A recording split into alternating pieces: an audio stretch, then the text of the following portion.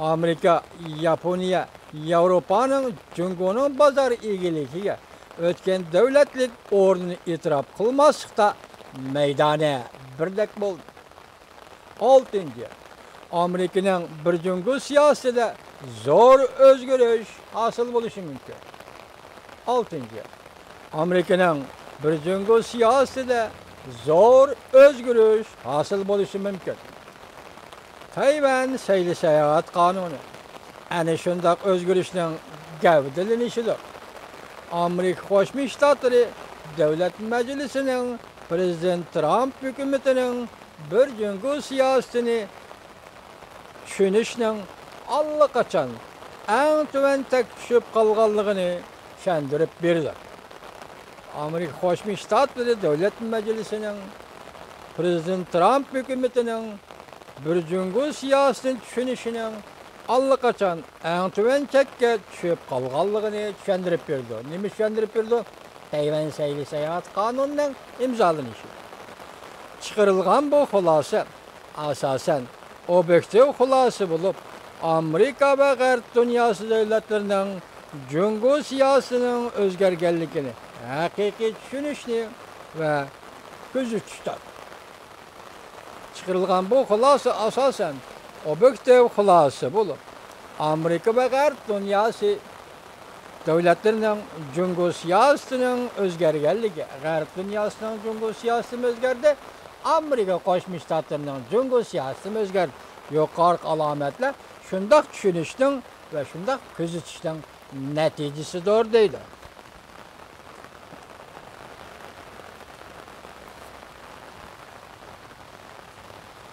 Davomini anglaysiz vatandosh. Jungo hozir dunyo tartibini kuch bilan o'zgartiruvchi davlat bo'lib qoldi. Jungo hozir dunyo tartibini kuch bilan o'zgartiruvchi davlat bo'lib qoldi. Yer sharining kuch tangligida o'zgarish hosil bo'ldi. Jungoning xalqaro ta'sir kuchi davomli o'rlamoqda. Amerika va G'arb dunyosi jungo dunyoviy prinsip va nizomlarni o'zgartib, dunyo tartibini ostin-ustin qilyotdi deb ansirashga boshladi. Jungo Osiyo va Tinch okeanda muhim kuchga aylandi. Ikkinchi dunyo urushidan keyin Amerika boshchiligida tiklangan dunyo tartibiga xiris elib kelyapti. G'arb dunyosi jungoning bosh ko'tarishining ko'lami va suratidan hayron qoldi.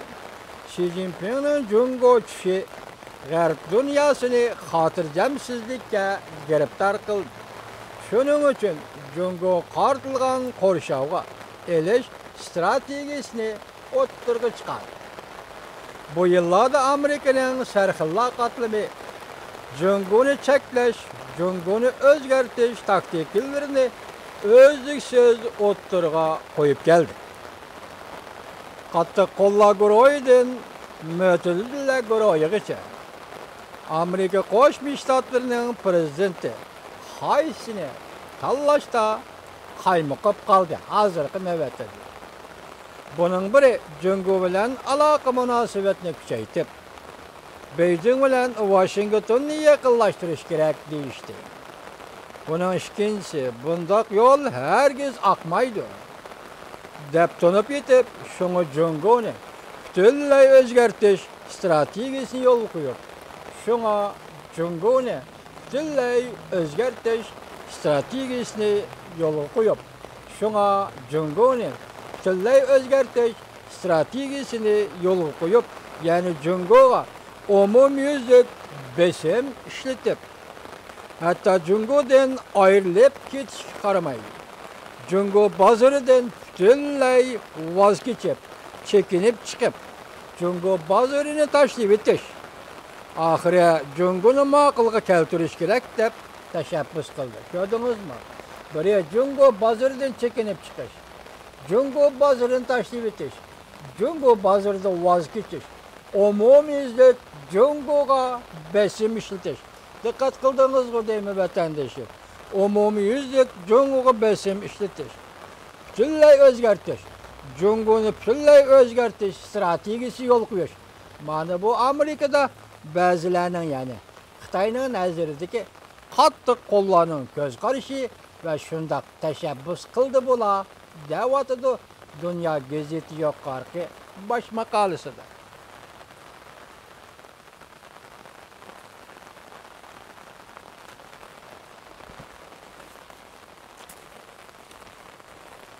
Baş maqolaning davomi, hurmatli vatandoshim, qattiq qo'llar yana mundaq tashabbus qildi.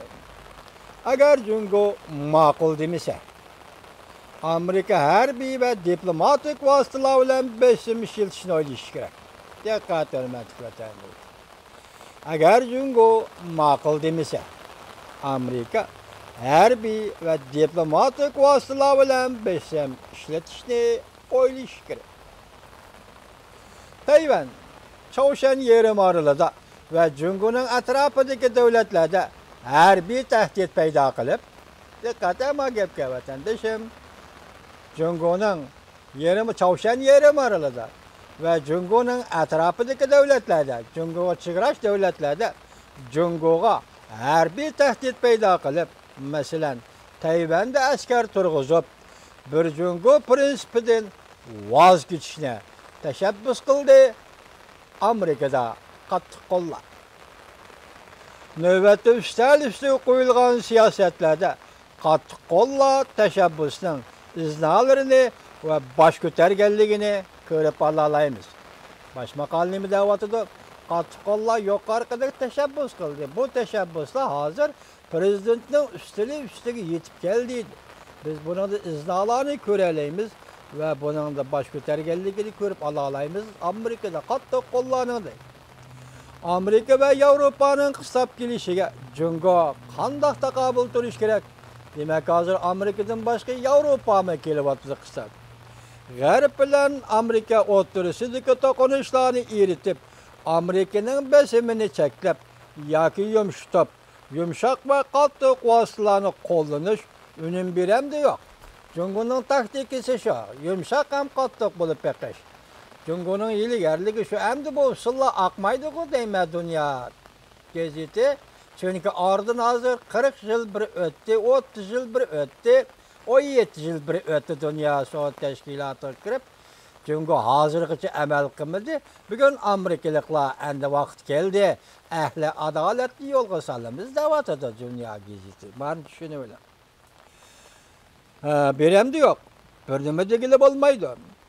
Biz burun Beijing o'ziga bak ishinib ketdi. Jim yetib o'zini samiritishni borilla tashlab etib, kuchli ekanligini ko'rsatmoqchi bo'ldi. Endi orqaga qaytishga mumkinlik yo'q. Qaytadigan yo'lmi yo'q deb ko'rsatgan edi deydi Dunyo gazeti. Yuqorida so'zlaganlarimizning hammasi Xi Jinpingning huquq yurgizish va davomli huquq beshida o'ltirib, huquqni tizginlash mazgillarida duch keladigan andiki jiddiy sinoqlar. Yana bir kichik mavzu vatandoshim. Amerika Jungoga oxiri qattiq qo'l soldi. Nihoyat zo'r, nihoyat rahmsizlik bilan qo'l soldi. Diqqat! Amerika Jungoga oxiri qattiq qo'l soldi. Nihoyat zo'r, nihoyat rahmsizlik bilan qo'l soldi. Mavzuliq xabar Janhao torbiyatida e'lon qilindi.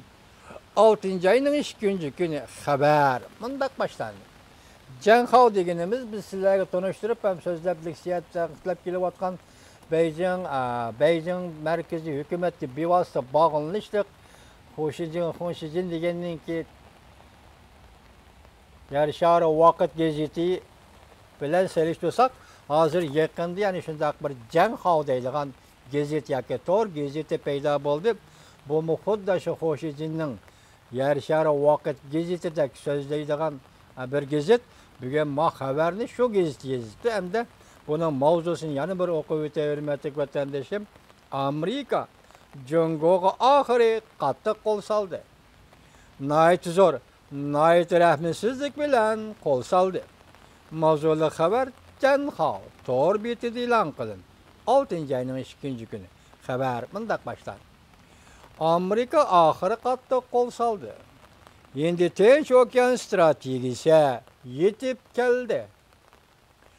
Endi Tinch okean strategiyasi Prezident Trumpning geopolitikalik ahirgi cheklik strategiyasi bochaqam yo'lga qo'yildi. Janxo mundaq deydi. Birinchidan, bu strategiya cho'qim yo'lga qo'yildi. Ikkinchidan, taxminan Amerika Jungoda savdo kelishimi hosil qilingandan keyinla Janxoning bu qarashlari yaqinqi xabarda dalillandi.